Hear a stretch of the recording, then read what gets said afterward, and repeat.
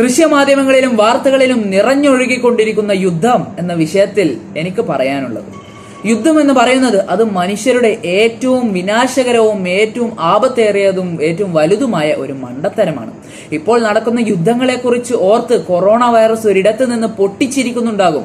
കാരണം എന്താണെന്ന് നിങ്ങൾക്കറിയുമോ? ഒരു കാലഘട്ടത്തിൽ ഇതേ അധികൃതർ തന്നെ അവരുടെ നാട്ടിലും മറ്റു രാജ്യങ്ങളിലും എല്ലാമായി ഓരോ ജീവനും രക്ഷിക്കുവാൻ വേണ്ടി കോടികൾ ചിലവഴിച്ച് ധാരാളം സമയം ചിലവഴിച്ചുവെങ്കിൽ ഇന്ന് അതേ അധികൃതർ തന്നെ ഓരോ ജീവനും കൊന്നൊടുക്കുവാൻ വേണ്ടി അവരുടെ സമയം ചിലവഴിക്കുന്നു, കോടികൾ ആയുധങ്ങളുടെ രൂപത്തിൽ ചിലവഴിക്കുന്നു. എത്ര വലിയ മണ്ടത്തരമാണ് അല്ലേ?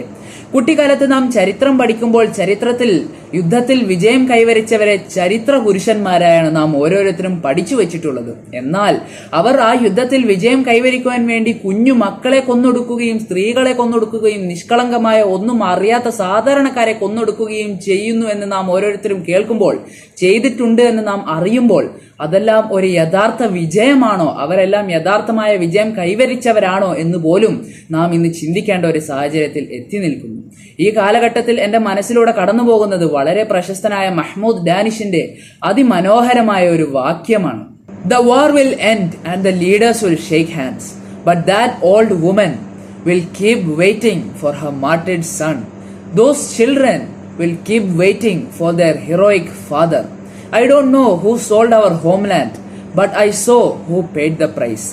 എത്ര മനോഹരമായ, എത്ര അർത്ഥവത്തും സമകാലികവുമായ വാക്യങ്ങളാണ് അല്ലേ?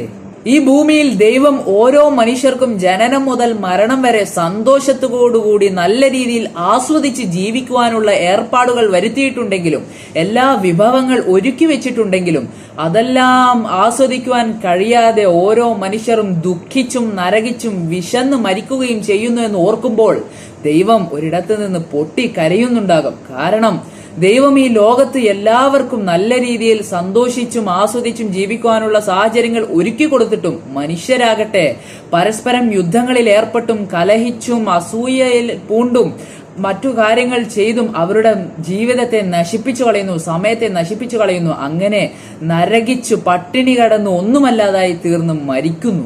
എത്ര പരിതാപകരമാണ് നമ്മുടെ സമൂഹത്തിന്റെ അവസ്ഥ എന്ന് നിങ്ങൾ ചിന്തിച്ചിട്ടുണ്ടോ? ഒരു രാജ്യത്തുള്ളവർ മറ്റു രാജ്യത്തുള്ളവരെ കൊല്ലുമ്പോഴും, ഒരു മതത്തിലുള്ളവർ മറ്റു മതത്തിലുള്ളവരെ കൊല്ലുമ്പോഴും, ഒരു രാഷ്ട്രീയ പാർട്ടിയിലുള്ളവർ മറ്റു പാർട്ടിയിലുള്ളവരെ കൊല്ലുമ്പോഴും എല്ലാം അവർ ചെയ്തു വെക്കുന്നത് അത് വിശുദ്ധമായ പ്രവൃത്തിയാണ് എന്ന് അധികൃതർ തലപ്പത്തുള്ളവർ വരുത്തി തീർക്കുന്നു.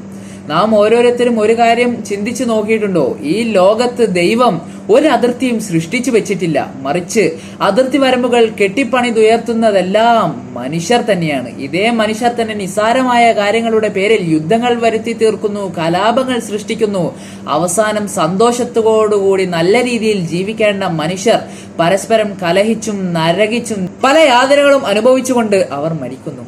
എന്നാൽ വാസ്തവത്തിൽ യുദ്ധങ്ങളെല്ലാം പടച്ചുവിടുന്ന അധികൃതരാകട്ടെ അവരുടെ മേടകളിൽ സുഖലോലുപരായി ജീവിക്കുന്നു. അതിന്റെ എല്ലാം ദുരിതവും ദൂഷ്യഫലങ്ങളും അനുഭവിക്കുന്നതാകട്ടെ നിഷ്കളങ്കരായ മക്കളും സാധാരണ ജനങ്ങളും യുദ്ധത്തിലെല്ലാം പങ്കെടുക്കുന്ന സൈനികരും അവരുടെ കുടുംബവും അവരുടെ കുട്ടികളുമാണ്. മനുഷ്യർ ഭൂമിയിൽ ഉപയോഗിക്കുന്ന 75% ഊർജവും അത് യുദ്ധപരമായ കാര്യങ്ങൾക്ക് വേണ്ടിയാണ് എന്നാണ് സാധാരണയായി പറയപ്പെടുന്നത്. ഈ ഊർജമെല്ലാം നാം നല്ല കാര്യങ്ങൾക്ക് വേണ്ടി, മനുഷ്യർക്ക് ഉപകാരപ്പെടുന്ന കാര്യങ്ങൾക്ക് വേണ്ടി ഉപയോഗിക്കുകയായിരുന്നുവെങ്കിൽ നമുക്ക് ഈ ലോകത്തെ ഒരു സ്വർഗമാക്കി മാറ്റാമായിരുന്നു. യുദ്ധം ഒന്നിനും ഒരു പരിഹാരമല്ല എന്ന് പറഞ്ഞുകൊണ്ട് എന്റെ വാക്കുകൾ ഞാൻ ചുരുക്കുന്നു.